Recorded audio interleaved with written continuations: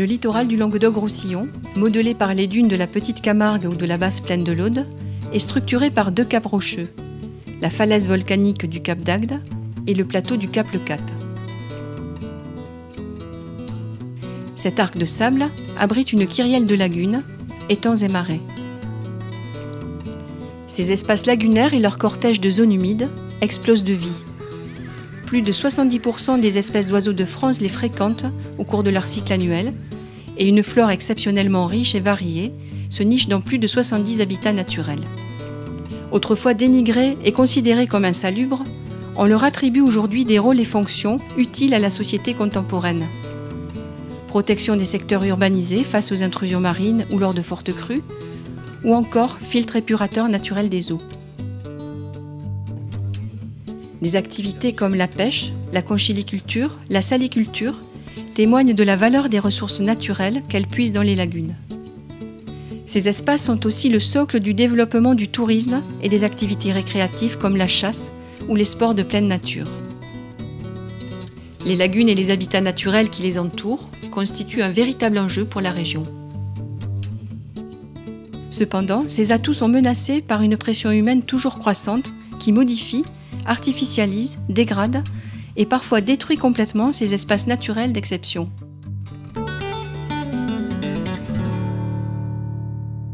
Les gestionnaires de lagunes constatent qu'ils font face à des problèmes communs en matière de préservation du littoral. Animés par le pôle relais Lagunes méditerranéennes et associés au Conservatoire du littoral, 5 d'entre eux, en Languedoc-Roussillon, ont décidé de trouver des réponses ensemble. Ils se sont rapprochés du GRENLR, tête de réseau d'éducation à l'environnement, et du laboratoire Ardev pour son expertise en matière de gestion de la fréquentation du public. Ensemble, ils ont monté un vaste projet ambitieux sur 5 ans avec comme pilote le Conservatoire d'espaces naturels du Languedoc-Roussillon, le CNLR. Le CNLR a assuré la coordination technique et financière, a mis à disposition son expertise en génie écologique. Le fait de bénéficier à des sites Natura 2000 a permis au projet de prétendre à des financements européens LIFE à 50%. L'autre moitié a été engagée par des financeurs locaux, la DREAL, l'Agence de l'eau, la région, les 4 départements côtiers, les 8 partenaires techniques engagés sur le projet. Le projet a eu pour objectif la mise en réseau de ces 5 sites pilotes pour une gestion durable des milieux littoraux, lagunes, marais, dunes. Il a consisté d'une part en un panel d'opérations concrètes sur les espaces naturels concernés, habitats, espèces, et d'autre part, afin d'assurer une gestion durable des territoires, des rencontres avec les acteurs clés, ainsi que l'accueil et la sensibilisation du grand public. En matière d'action concrète, les partenaires ont souhaité répondre à 3 grandes problématiques: la restauration d'habitat, la gestion de la fréquentation et la lutte contre les espèces envahissantes. Les actions de restauration d'habitats lagunaires, périlagunaires et dunaires ont permis à des secteurs dégradés ou subissant des pressions anthropiques fortes d'atteindre une meilleure qualité ou de retrouver un fonctionnement acceptable. Voici quelques exemples de la mobilisation des acteurs pendant les 5 années du projet. Ainsi, le cordon dunaire à Vindre a été restauré. Le projet, mené par l'USMBVA, syndicat mixte de la basse vallée de l'Aude, a consisté à supprimer une aire de stationnement qui avait été créée en 1964 en plein cœur de cet espace naturel, propriété du Conservatoire du littoral. Donc la concrétisation d'une opération comme celle-là, c'est plusieurs années de travail qui commencent d'abord par plusieurs années de concertation, de sensibilisation auprès des usagers, de représentants d'usagers et principalement des élus sur la problématique de ce genre d'infrastructures en bord de mer et sur des espaces protégés. Ensuite, on passe à une phase de définition de l'opération, c'est-à-dire qu'est-ce qu'on veut faire exactement, quels sont les objectifs, quels moyens on se donne, pour arriver petit à petit à la définition technique de l'opération, la mise en place du chantier, les travaux par eux-mêmes et puis tout l'accompagnement sur le suivi, l'insertion des travaux, les garanties par rapport au respect des milieux naturels environnants et puis tout ce qui va concerner le suivi à plus long terme du milieu, de sa régénération, de sa réhabilitation. Parmi ces actions de restauration d'habitat, le SMCG, syndicat mixte de la Camargue gardoise, a porté toute son attention sur le système dunaire de Terre-Neuve, sur le site de l'Espiguette. On se trouve sur l'une des plus hautes dunes de la Méditerranée française, un reliquat d'un cordon dunaire intérieur qui, d'après ce qu'on connaît, date du XVIe siècle et qui aujourd'hui est encore en très bon état et qu'il faut absolument maintenir parce que c'est un patrimoine extraordinaire. Cette dune a malheureusement subi l'agriculture et le développement de l'agriculture dans les années 1900. Elle a été arasée dans certains secteurs comme sur les friches qui l'entourent aujourd'hui. Et l'agriculture a été progressivement abandonnée, laissant place à ces friches basses et perdant un maximum d'habitats prioritaires et très riches.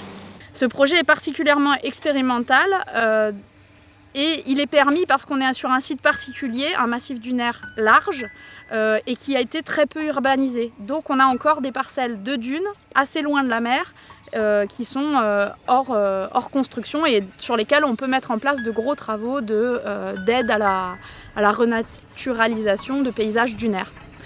Et cette expérience-là, c'est dans le cadre du LIFE qu'on a pu la mettre en place. Ce sont ces programmes-là qui nous donnent des moyens, grâce aux fonds européens, des moyens d'expérimenter de nouveaux travaux qui après pourront peut-être être élargis et exportés sur d'autres secteurs similaires. Dans certaines zones humides, des connexions hydrauliques avaient été créées par l'homme, notamment pour l'agriculture et l'exploitation du sel. Aujourd'hui, ces canaux, robines ou martelières, permettent aux gestionnaires d'assurer les échanges d'eau entre les zones humides et les lagunes. L'objectif, maintenir ou conserver ces milieux à forte valeur patrimoniale. Afin que ces ouvrages soient pleinement adaptés à leurs nouvelles fonctions, le Ciel, le syndicat mixte des étangs littoraux, a procédé à leur restauration sur les salines de Villeneuve et de Frontignan. Dans le cadre du LIFE, le Ciel est maître d'ouvrage d'action de restauration des connexions hydrauliques entre les zones humides et les lagunes. Ces restaurations hydrauliques ont pris différentes formes, du débroussaillage ou d'élagage de petites connexions hydrauliques, de la restauration de petits ouvrages hydrauliques tels que des martelières ou des barrages anti-sel, et également des interventions mécaniques un peu plus lourdes dans le cadre de restauration de gros ouvrages hydrauliques tels que l'exutoire des salines de Villeneuve-les-Maguelones et également la restauration de cette connexion hydraulique sur les salines de Frontignan. L'amélioration de la qualité des eaux par l'apport d'eau douce dans l'étang d'Ingril favorise le développement des activités économiques déjà présentes sur ces milieux-là, telles que la pêche aux petits métiers, notamment à l'anguille, et également les cultures marines sur Ingril Nord. Pour répondre à la disparition des sites de nidification des laridés et limicoles, le SIMBO, syndicat mixte du bassin de l'Or, en partenariat avec la commune de Moguio, a réhabilité un îlot, offrant ainsi un lieu supplémentaire à ces espèces qui vivent en colonie. Donc cette action de restauration d'îlots de nidification s'inscrit dans une opération un petit peu plus large en fait, de gestion de la fréquentation sur la pointe du Salaison et la baie de la Capoulière, donc, qui sont des secteurs assez fréquentés sur la commune de Moguio. Donc d'un côté, on tente par la restauration de l'îlot de nidification et aussi la canalisation du public, de mettre une zone un peu en tranquillité pour les oiseaux, pour qu'ils puissent nicher. Donc il va y avoir une barrière en bois qui va être apposée pour que les véhicules évitent de se garer trop près et que les personnes donc, viennent sur ce secteur particulièrement sensible. Et en parallèle, donc, sur un secteur un petit peu plus éloigné, où se situe un chemin de promenade officiel, on va essayer de le rendre un petit peu plus attractif en posant des panneaux de sensibilisation, notamment sur les habitats et les espèces visées par Natura 2000. La fréquentation des espaces littoraux par le grand public est considérée comme essentielle par les gestionnaires. Enjeu économique, le tourisme et les activités de pleine nature participent à la vie du territoire, mais constituent aussi un enjeu culturel et social, ce patrimoine d'exception devant être partagé. Cependant, si cette fréquentation n'est pas canalisée, elle peut parfois mettre à mal ces espaces sensibles. Alors le problème de la fréquentation dans les zones dunaires, c'est C'est la suivante, c'est qu'évidemment quand on est en vacances ou quand on veut passer un bon temps sur la plage, quand on a garé sa voiture, on veut aller le plus vite possible, on veut arriver le plus vite possible à la destination. Donc la plupart du temps, on traverse tout droit les milieux dunaires qui en plus sont assez faciles d'accès. C'est pas de la végétation haute, c'est rare, on peut assez facilement le traverser. Donc du coup, ce piétinement constant tout au long de l'année ou assez important pendant la période estivale, fait du mal aux espaces dunaires. Toutes ces arrière-plages qui sont quand même bien préservées, hein, puisqu'elles sont sur plusieurs centaines de mètres, propriété du Conservatoire du Littoral, sur un linéaire de 5-6 km, donc ça fait quelques centaines d'hectares. Donc l'idée c'est vraiment d'essayer de canaliser la fréquentation qui est bien sûr sur notre secteur très importante en période estivale, juillet-août, pour faire en sorte qu'on puisse préserver au mieux cette activité touristique qui est importante et la préservation de la faune et de la flore principalement, hein, qui est une flore très particulière, extrêmement fragile. Là sur la zone de Vindre, on a mesuré 16 km de cheminement dans les arrière-plages. 16 km. Ici, vous êtes sur un site qui représente bien toutes les problématiques liées à la fréquentation, voire surfréquentation du public, puisque d'un côté, le Lido qui accueille des activités de plagistes, et de l'autre côté, une zone de s'ensouir et zone de plage, où nichent prioritairement beaucoup d'oiseaux, type l'arolimicole, qui trouvent toutes les conditions pour pouvoir s'y développer. Donc, notre rôle en tant que gestionnaire, c'est d'arriver aussi à concilier ces deux activités, puisqu'on ne peut plus à l'heure actuelle, entre guillemets, empêcher des activités de plage, mais on peut tout à fait agir pour que les deux usages sur le même site puissent trouver un juste équilibre. Pour faire face à une fréquentation diffuse ou trop impactante, les 5 syndicats ont mis en place des aménagements ciblés. Pour les définir, ils se sont appuyés sur l'expertise du laboratoire Ardev. Sur tous les sites, avant les travaux, le laboratoire a effectué un état de la fréquentation à partir d'enquêtes de perception et de comptage. Lorsqu'il y avait un accès canalisé, le comptage était réalisé à partir d'éco-compteurs. Ailleurs, le comptage était réalisé par des observateurs munis de fiches d'observation. L'ensemble des sites pilotes a bénéficié de ces approches nouvelles qui partent des besoins des usagers pour assurer une gestion durable de ce patrimoine commun. Dans le cadre du LIFE Lac Nature, on a réalisé des aménagements sur cette plage pour canaliser la fréquentation et sécuriser des secteurs un peu fragiles des dunes. Donc on a utilisé pour ça le système de ganivelle qui initialement à la base a un rôle plus pour protéger la dune et l'aider à se restaurer, à grossir et à aider à ce que la végétation s'y installe pour la fixer. Et on s'est aperçu que ces ganivelles aussi avaient un très bon effet pour canaliser la fréquentation et empêcher que les gens passent par-dessus et piétinent les secteurs fragiles. Donc du coup, on a aménagé toute une grande partie entre deux entrées de plage qu'on a accompagné de panneaux de sensibilisation. Des communes ou d'autres secteurs hors projet, qui constatent aussi une occupation diffuse sur les espaces naturels, ont suivi l'exemple de ces actions et installé des aménagements adaptés. Un projet directement induit du programme LIFE qui a été mené par la commune cette fois-ci. Donc voilà, toujours dans un esprit de réorganisation et de canalisation de la fréquentation. Donc voilà, c'est un axe majeur qui a été effectué voilà, pour canaliser et concentrer, je dirais, le gros de la fréquentation sur ce petit coin de plage, sur cet axe-là. En fait, je pense que le projet LIFE a été le détonateur de tout l'aménagement en fait, sur l'ensemble des arrière-plages de Vindre. Autre problématique à laquelle se sont confrontés les partenaires, les espèces végétales ou animales envahissantes. Introduites accidentellement ou par méconnaissance, certaines espèces exotiques, trouvant des conditions favorables, se développent au détriment d'espèces plus fragiles. C'est une dizaine de plantes exotiques et la tortue de Floride qui étaient visées dans le projet. Le syndicat Rivage s'est attaqué à quelques-unes de ces plantes exotiques envahissantes. Plusieurs chantiers ont permis de limiter la prolifération des griffes de sorcières qui envahissait le site Natura 2000 du Mouret à Leucate. Un chantier expérimental a permis d'évaluer les méthodes pour freiner la prolifération des figuiers de Barbarie sur les dunes grises de Toreil.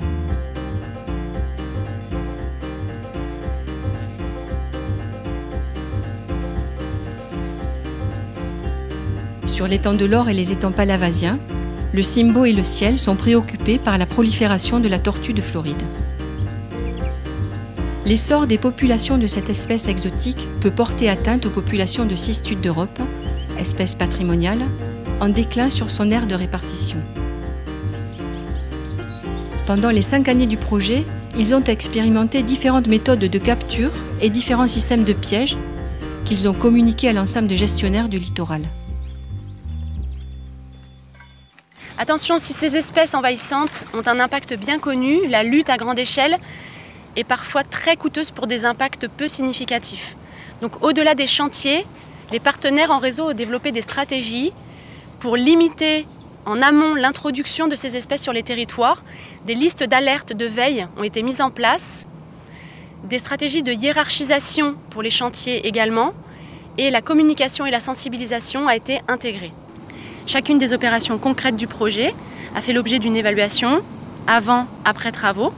Ces suivis ont été mis en place par les experts écologues du CNLR sur des protocoles validés par le conseil scientifique et technique du projet.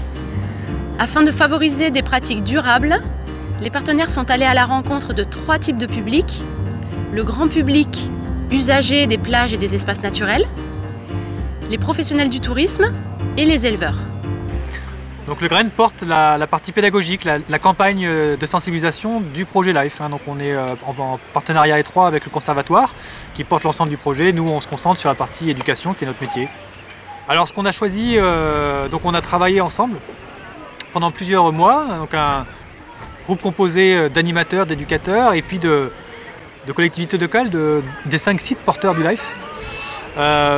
Et on s'est ciblé sur quelques objectifs phare, on va dire. Le premier, c'était d'avoir un outil qui puisse servir à tous, donc itinérant, qui puisse se balader pendant toutes ces années le long du littoral.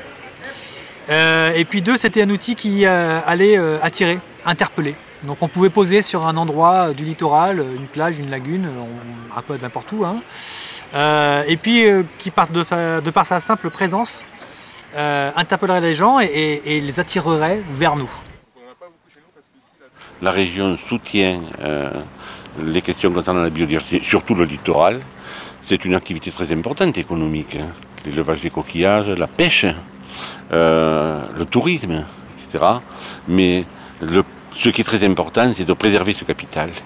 Et donc, nous voulons le faire connaître et nous voulons faire en sorte que les citoyens soient des usagers aussi, respectueux de cette biodiversité. Comme exemple de projet soutenu de la région, c'est pour le sujet dont on parle aujourd'hui, nous soutenons l'OCL, c'est l'automobile qui sert à communiquer sur le littoral et qui est très important parce que ça permet d'avoir le contact avec les personnes. Et surtout avec aussi les élèves, les étudiants, les enfants des écoles qui viennent et les membres des associations. C'est un point de contact structurel pour notre action sur le littoral. Aujourd'hui, voilà, l'enjeu du littoral en Languedoc-Roussillon, c'est un enjeu majeur. Et plus ça va aller, plus ce le sera. Et il faut que la partie éducative, notre objet, c'est que la partie éducative soit toujours présente, transversale à l'ensemble des actions, l'ensemble des projets qui soient menés sur le littoral, que ce soit un réflexe au fait, de dire voilà, on mène un projet d'aménagement, on mène un projet de concertation, on mène un projet industriel, on va penser à l'éducation. Voilà, nous, c'est ça qu'on aimerait, pouvoir se dire que dans 5 ans ou 10 ans, ce soit un réflexe pour l'ensemble des élus et de l'ensemble des acteurs du territoire de penser à l'acte éducatif sur le littoral. Pour accompagner le public dans la connaissance et la compréhension de ces milieux, des aménagements ont été mis en place, comme ici, sur 2 sites pilotes. Le centre halieutique de l'étang de Sals-Leucate a été équipé d'une muséographie qui illustre à la fois les habitats lagunaires et dunaires et qui valorise aussi les activités traditionnelles autour de l'étang. À la tour Carbonnière et au bois du Boucanet, des aménagements ont contribué à sensibiliser le public, mais aussi à améliorer sa compréhension des milieux naturels qu'il traverse. Les gestionnaires, partenaires du projet, sont allés à la rencontre des acteurs du tourisme et du littoral, des éleveurs et des services associés. Ils ont pu échanger autour des enjeux environnementaux et du patrimoine. Ils ont mené des réflexions sur les pratiques à mettre en place ou à faire évoluer, dans l'objectif commun de valoriser et préserver ces milieux. C'est ainsi que le réseau des ambassadeurs du patrimoine biodiversité et paysage est né en Camargue gardoise, à l'initiative du SMCG. Pour aller vers une gestion à long terme de ces milieux, les 5 partenaires ont aussi organisé un cycle de rencontres et de formations ciblées, d'une part vers les services de police et d'autre part vers les décideurs. En France, les polices de l'environnement sont confiées à de nombreuses structures, chacune ayant des compétences particulières. Ces rencontres ont permis de faire le lien entre les gestionnaires des sites lagunaires et ces différents corps de police de l'environnement. La police de la nature, c'est quelque chose d'assez neuf pour nous. On travaillait déjà un peu sur les véhicules motorisés en milieu naturel, mais ce n'était pas organisé et coordonné comme ça l'est maintenant. Donc c'est le moment maintenant d'arriver à bien coordonner notre action, nous, de l'État et des établissements publics, avec l'action des gestionnaires locaux. Et l'intérêt de cette réunion d'aujourd'hui, c'est bien ça, de partager ensemble et de décliner ensuite sur des réunions plus locales ces échanges-là. La gendarmerie a participé aujourd'hui dans le cadre de la coordination des différentes administrations, puisqu'on travaille pour le même but, que ce soit au niveau pour le préfet si c'est la police administrative ou pour le procureur de la République si c'est la police judiciaire. Si pour le civil c'est difficile de savoir que fait l'Adréal, que fait l'ONEMA, que fait la gendarmerie maritime, la gendarmerie nautique, même pour nous quelquefois c'est pas toujours évident. Donc une journée comme ça permet de faire connaissance et de savoir quelles sont les compétences et les limites des compétences de chacun. L'idée, c'était effectivement d'avoir en plus là, à la fois les corps de police et les services de l'État qui sont chargés de l'organisation des plans de contrôle pour essayer de comprendre comment ils travaillent ensemble, comment ils ont juste commencé à travailler ensemble puisque c'est assez récent et voir quelle pierre on peut amener à l'édifice, nous, en tant que gestionnaires. Alors, une journée comme aujourd'hui, c'est effectivement une marche qu'on peut franchir, à la fois pour mieux se comprendre, et on aura quelques conclusions dans cette journée qui nous permettront de progressivement avancer dans les techniques, dans l'organisation et dans plus d'efficacité, je pense, pour la protection de ces milieux. L'ensemble des décideurs a bien sûr été associé au projet. Élus, services de l'État, services techniques des collectivités territoriales, au niveau local et régional, mais aussi interrégional. L'objectif de ces journées, partager et transférer les actions et les résultats du projet à ces acteurs qui ont en charge la gestion et l'aménagement des territoires. C'est pratiquement tout le littoral méditerranéen qui est là, en quelque sorte. Donc chacun apporte un peu sa pierre à l'édifice. Étant élu du Grau-du-Roi, bon, on est là, c'est quand même des plages qui sont très fréquentées, autant l'hiver que l'été pratiquement. Donc c'est un milieu qui est fragile, qu'on surveille, qu'on entretient. On a une équipe d'environnement, déjà 12 personnes sur le Grau-du-Roi. Au niveau de l'environnement, c'est déjà important. Donc on suit ça de près, quoi. Je veux dire. On est sensible à tous ces milieux. Nous sommes intéressés également par ces projets un petit peu d'aménagement et de gestion, parce qu'effectivement on est dans des sites qui sont écologiquement très intéressants, très rares même et à protéger, et donc effectivement tous ces systèmes de gestion, de mise en valeur, de protection, de surveillance et d'aménagement, ça nous intéresse dans le sens où savoir prendre parti de ce qui est fait pour en tirer le meilleur et essayer de l'appliquer sur nos propres territoires. En fait. Ça permet aussi également d'échanger, de voir ce qui se fait ailleurs. En fait, ce qui est intéressant dans ces journées d'échange, c'est qu'on se rend compte que pour agir efficacement sur le territoire, on ne peut pas agir si on ne mêle pas les élus évidemment, les financeurs, les gestionnaires de sites, les associations et les experts techniques. Donc en fait, c'est tout ce beau monde qui agit dans un même objectif qui est la préservation de l'environnement. Le projet a soulevé une dynamique au-delà de nos attentes. L'impact sur l'environnement réel est bien là. D'une part, un état de conservation amélioré sur les espaces et les espèces ciblées, même si un pas de temps plus long est nécessaire pour des conclusions définitives. D'autre part, des guides pratiques réalisés. Et enfin, des projets qui émergent des rencontres avec les acteurs. 5 ans de mobilisation, de réflexion, d'actions concrètes, mais aussi d'expérimentation ont donné vie à ce projet de grande envergure. Réalisé en synergie avec une approche globale des territoires, le lac nature a permis de créer des conditions pour faire adopter des changements de pratique ou en acquérir de nouvelles. Cette démarche innovante a été le moteur du projet et s'inscrit complètement dans les objectifs de la stratégie européenne 2020. Aujourd'hui, c'est l'heure du partage des résultats et des connaissances. Car au-delà des nombreuses actions réalisées, il s'agit bien de mettre à disposition des autres gestionnaires d'espaces littoraux les conclusions et outils développés. Dans les perspectives, le pôle relais Lagunes méditerranéennes et le réseau des espaces naturels protégés du Languedoc-Roussillon assureront le transfert des expériences acquises pour inscrire dans le temps la dynamique soulevée par ce projet. En faire un tremplin pour que les gestionnaires et élus, en Languedoc-Roussillon ou ailleurs, puissent poursuivre et mener des actions pour la préservation des espaces lagunaires.